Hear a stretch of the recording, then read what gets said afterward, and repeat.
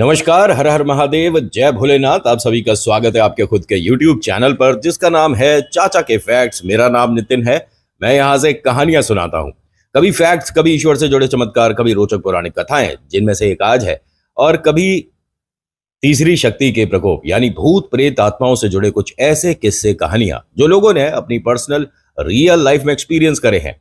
मैं वो कहानी के माध्यम से समझाता बताता हूँ। आज जो मैं आपको कहानी सुनाऊंगा ना, इससे आपको पता चल जाएगा कि अगर आप भी बॉडीगार्ड्स रखते हैं, आपके घर पर भी कुछ सिक्योरिटी गार्ड्स हैं, कुछ ऐसा जबरदस्त सिस्टम है, तो आपको भी चौकन्ना हो जाना चाहिए। क्यों बोल रहा हूं पता चलेगा कहानी में। अभी फिलहाल चैनल का इंट्रो, फिर उसके बाद आकर कहानी शुरू करूंगा। कहीं मत जाइएगा, पूरी कहानी सुनिएगा। हर हर महादेव।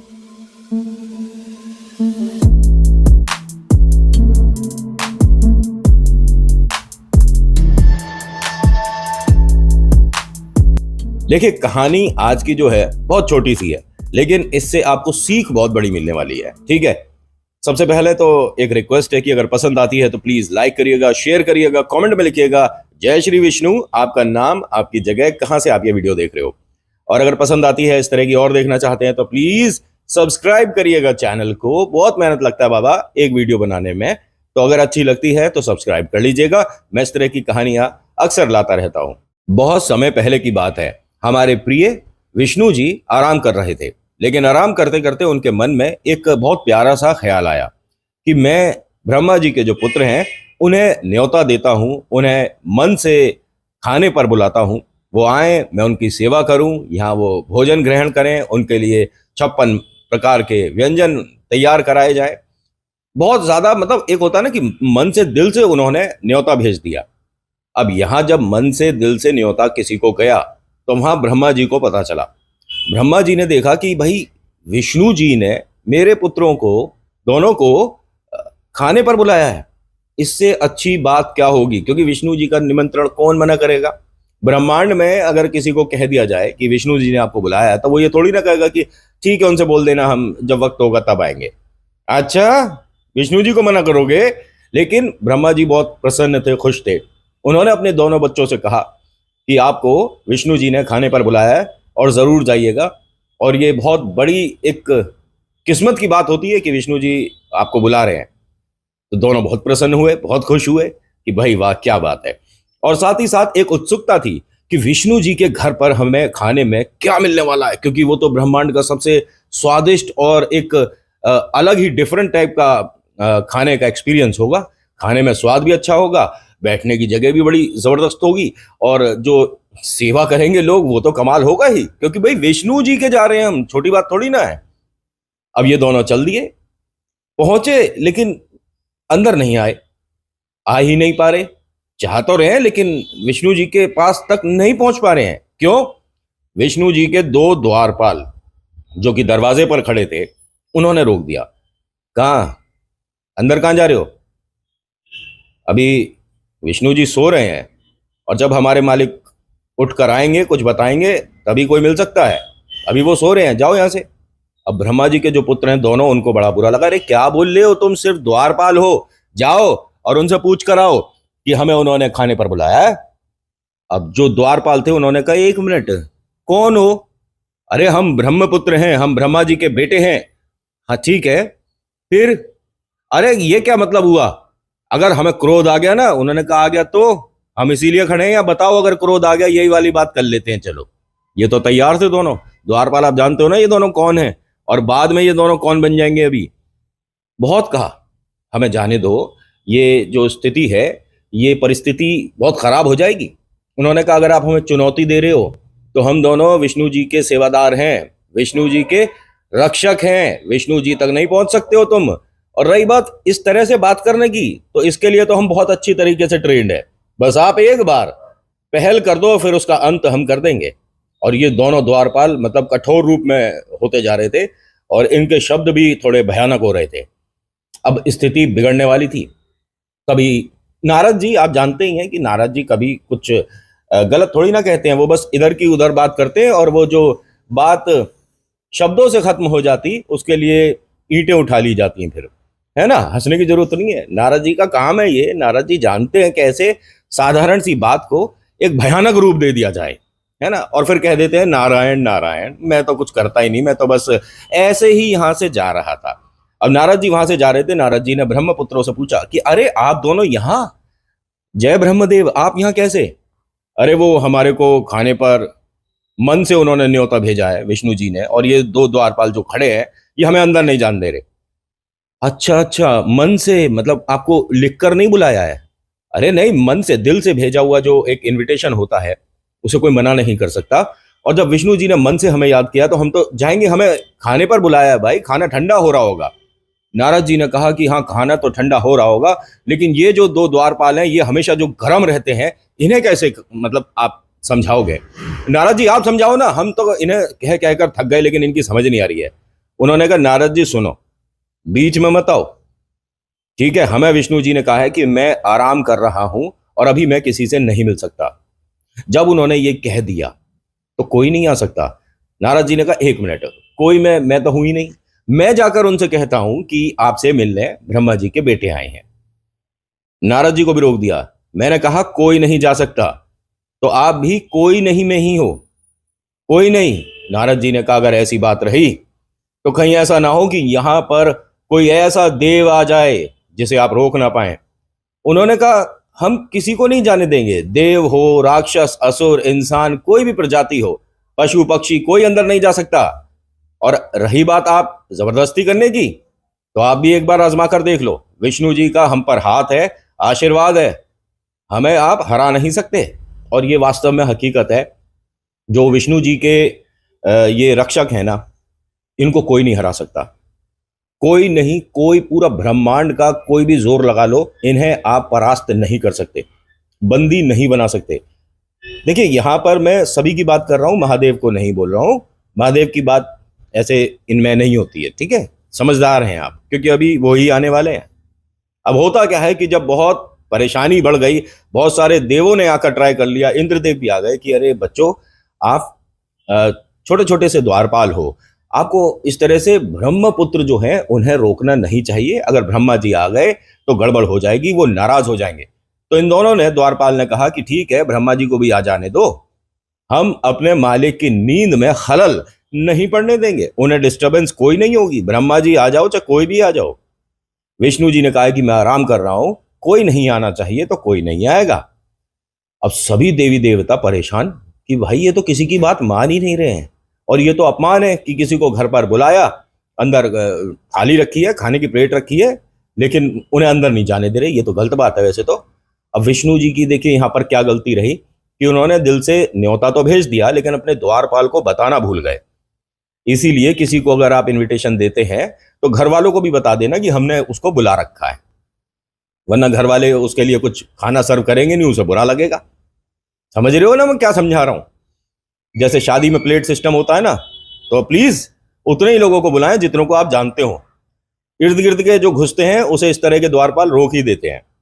अब जब बहुत कोशिश हो गई, जब ये हो गया कि अब देख मैं बताता हूं मैं कौन हूं, तू मुझे बताता है मैं कौन हूं, होने ही वाला था, स्थिति गंभीर होने वाली थी और अब बस अस्त्र शस्त्र निकलने ही वाले थे, तभी महादेव तक नंदी ने खबर पहुंचाई कि महादेव आप चलो जरा, वहां द्वार पर गड़बड़ हो गई है।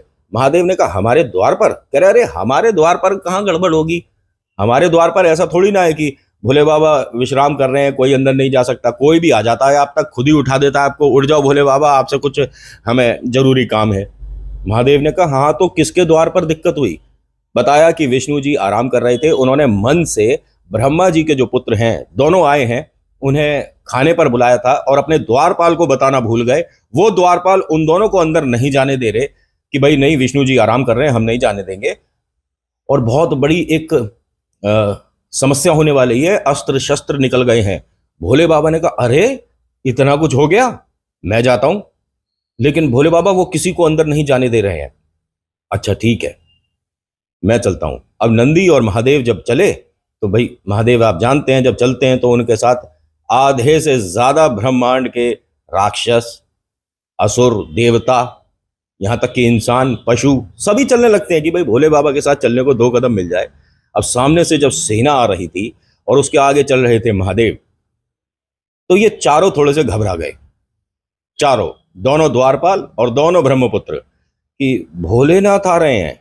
महादेव ने आकर वहां पर सभी से कहा कि आप सब जाओ, निश्चिंत रहो, यहाँ कोई समस्या नहीं होगी। नहीं नहीं भोले बाबा, हम तो यहाँ अभी कुछ होने वाला ना है, तो हम देख कर जाएंगे।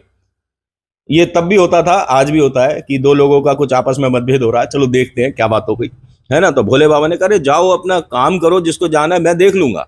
नहीं नहीं भोलेनाथ, हम यहीं खड़े होते हैं ना। नंदी ने कहा अरे भोले बाबा, आप अपना काम निपटाओ, जिस काम को आए हैं, क्योंकि ये तो थोड़ा सा मनोरंजन के लिए खड़े हैं कि शायद दोनों तरफ से तलवार गदा निकल जाए तो कुछ देखने को मिले। भोले बाबा हैं बीच में, यहाँ ऐसा कुछ होगा नहीं जिसके लिए आप तैयारी कर रहे हो। और इसमें घी किसने डाला है वैसे? नारद जी चलने लगे। महादेव ने उन्हें देखा और नारद जी से कहा आप आए होगे सबसे पहले। नारद जी ने कहा नहीं नहीं मैंने कुछ नहीं किया, मैंने तो बस ऐसे ही थोड़ा, आपका ऐसे ही थोड़े में देखिए क्या हो गया है। अब महादेव ने चलना शुरू करा तो किसी की मजाल जो रोक दे, कोई बीच में नहीं आ रहा। जो ब्रह्मपुत्र थे वो दोनों हट गए, जो द्वारपाल थे वो भी हट गए। जैसे ही महादेव अंदर चलने लगे तो ब्रह्मपुत्रों ने कहा कि एक मिनट महादेव। महादेव रुके कि हाँ बताओ। नंदी ने कहा कि आप इस तरह से टोक नहीं सकते हो, भोलेनाथ हैं ये। नहीं नहीं, द्वारपाल से एक सवाल करना चाहूंगा, ये जो जा रहे हैं अंदर, इन्हें क्यों नहीं रोका?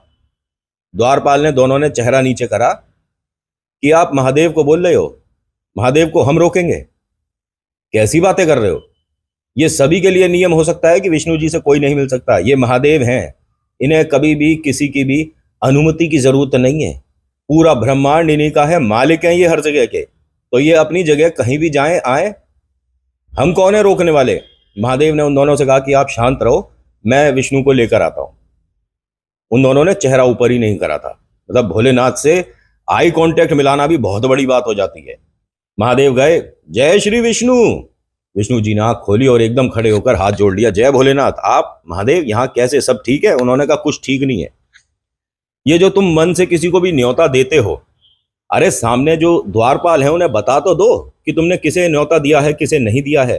तुमने ब्रह्मपुत्रों को याद किया है ना, भोजन के लिए बुलाया है। उन्होंने कहा मैं चाहता हूं कि वो दोनों भोजन पर आए, तुम्हें कुछ पता ही नहीं है क्या हो रहा है। तुमने मन से ये जो न्योता दे दिया है ना, वो दोनों बाहर खड़े हैं, ठीक है, वो भीतर आना चाह रहे हैं, मतलब नाश्ता पानी करना चाह रहे हैं, लेकिन तुम्हारे द्वारपाल उन्हें आने नहीं दे रहे। अरे मैं द्वारपाल को बताना भूल गया, उसके चक्कर में बाहर अस्त्र शस्त्र निकलने वाले हैं। वो तो मैं ठीक समय पर आ गया हूं, तो अभी थोड़ी देर के लिए रुक गया है। बाहर आओ और अपने द्वारपाल को समझाओ, क्योंकि अगर ब्रह्मा जी आ गए तो वो तो 1 मिनट में श्राप दे देंगे और फिर मामला खराब हो जाएगा।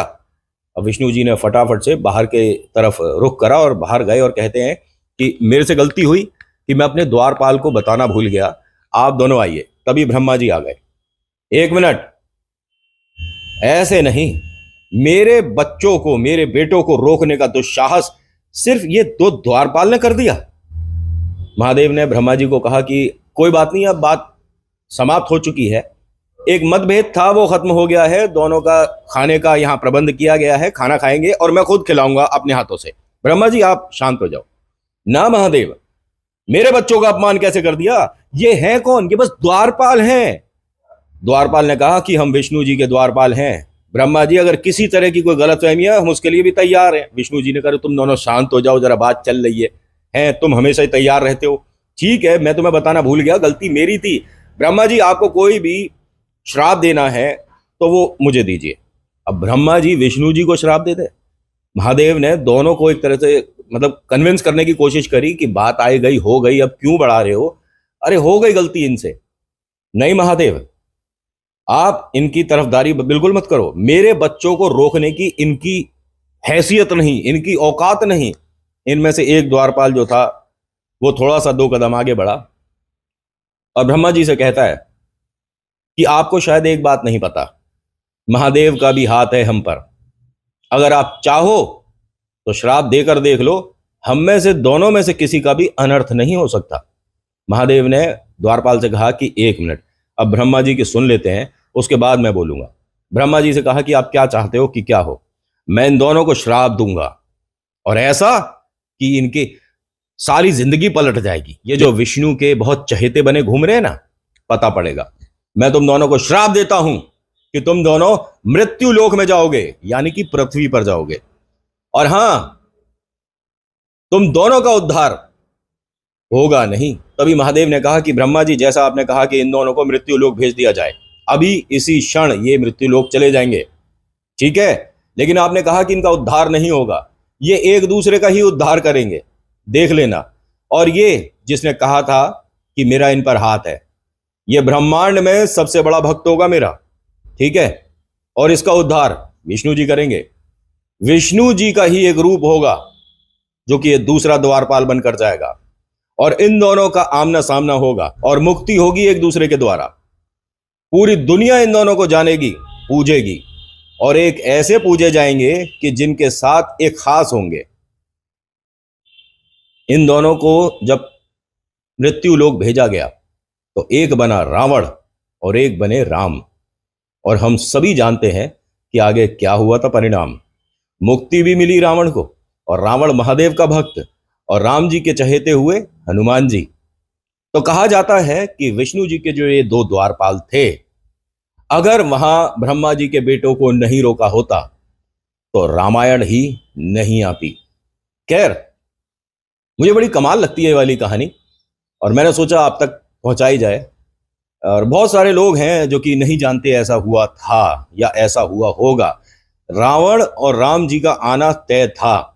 द्वारपाल हैं मतलब विष्णु जी के, और विष्णु जी ने ही रूप लिया राम जी का।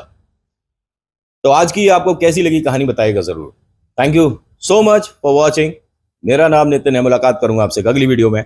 हर हर महादेव, जय भोलेनाथ, धन्यवाद। सब्सक्राइब कर दिया करो, आप भूल जाते हो शायद।